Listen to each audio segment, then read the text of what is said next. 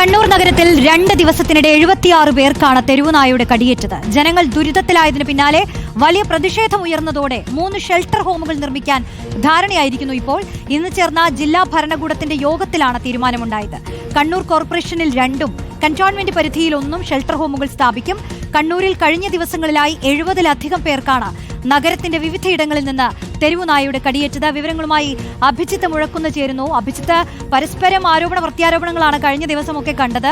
ഈ ജില്ലാ പഞ്ചായത്തിന്റെയും സർക്കാരിന്റെയും ഉത്തരവാദിത്തമാണെന്ന് പറയുന്ന കോൺഗ്രസ്, മറിച്ച് കോർപ്പറേഷന്റെ ഭാഗത്താണ് വലിയ പ്രശ്നങ്ങൾ വന്നതെന്ന് പറയുന്ന CPIM. ഇതിപ്പോൾ എന്തായാലും ഷെൽട്ടർ ഹോമുകൾ അടിയന്തരമായി തന്നെ ഉണ്ടാവുമെന്ന് മനസ്സിലാക്കാം നമുക്ക്, അല്ലേ? റോഷ്നി, അങ്ങനെയാണ് പ്രതീക്ഷിക്കുന്നത്. ശാശ്വതമായ അല്ലെങ്കിൽ കൂടി ഒരു പ്രശ്നപരിഹാരം ഈ ഷെൽട്ടർ ഹോമുകളൊക്കെ വരുന്നതോടുകൂടി ഉണ്ടാകുമെന്നും നമുക്ക് പ്രതീക്ഷിക്കാം.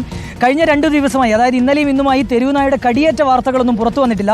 പക്ഷേ നമ്മളിവിടെ നിൽക്കുമ്പോൾ തന്നെ പല സ്ഥലങ്ങളിലായി തെരുവുനായകൾ ഇങ്ങനെ അലഞ്ഞു തിരിഞ്ഞ് നടക്കുന്നതൊക്കെ നമുക്ക് കാണാം. ഇവിടെ നിരവധി പേരുണ്ട്. ചേട്ടാ, നായകളൊക്കെ ശല്യം കഴിഞ്ഞ 2 ദിവസമായിട്ട് കടിയൊന്നും കൊണ്ട വാർത്തകളില്ല, പക്ഷേ ആശങ്ക മാറിയിട്ടുണ്ട് നമുക്ക്. വളരെ ഭയത്തോടെ നമ്മളിവിടെ ഉള്ളത്. സത്യം പറഞ്ഞ ഒരു മനുഷ്യാവകാശ ലംഘനം തന്നെ ഇവിടെ നടക്കുന്നത്. സത്യം എന്ന് വെച്ചാൽ നമ്മളിവിടെ ദിവസവും എത്രയോ നായ്ക്കളാണ് ഇപ്പം റോഡിലേക്ക് കൂടി ഉള്ളത്, പെറ്റ് പെരുകിക്കൊണ്ടിരിക്കുകയെന്ന്. അത് ഏറ്റവും വലിയ പ്രശ്നമായിട്ട്. അപ്പോൾ രാവിലെ നമ്മൾ നടക്കാൻ പോകുന്ന പയ്യാമ്പലത്തിൽ നടക്കാൻ പോകുന്ന എത്രയോ ആളുകളുണ്ട്. അവർക്കും പുറത്തിറങ്ങാൻ പറ്റാത്തൊരു ഭയം. അതുമാത്രമല്ല, കണ്ണൂർ നഗരത്തിൽ നമ്മൾ സാധനങ്ങൾ വാങ്ങാൻ പോകാൻ പോലും പറ്റാത്ത അവസ്ഥയാണ്. അത്രയും ജനങ്ങളുടെ ഒരു ദൈനംദിന ആവശ്യത്തിന് നമുക്കൊന്നും ഒരു ഭയത്തോടെ നമ്മൾ ജീവിക്കുന്നതാണ് സത്യം പറഞ്ഞാൽ നമുക്ക് പറയാനുള്ളത്, എനിക്ക് പറയാനുള്ളത്.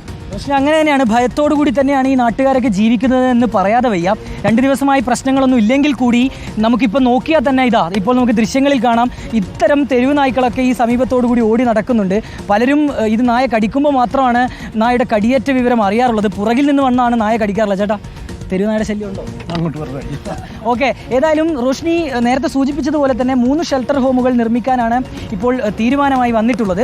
മറ്റൊരു പ്രധാനപ്പെട്ട കാര്യം, ഷെൽട്ടർ ഹോമുകൾ വരട്ടെ, താൽക്കാലികമായെങ്കിലും ആ ജനങ്ങൾക്ക് അതൊരു പരിഹാരമാവട്ടെ. എന്നാലും കൂടുതൽ പരിഹാരങ്ങൾ ഉണ്ടാവേണ്ടതാണ് കണ്ണൂരിനെ സംബന്ധിച്ച്. അഭിജിത്താണ് വിശദാംശങ്ങൾ നൽകിയത്.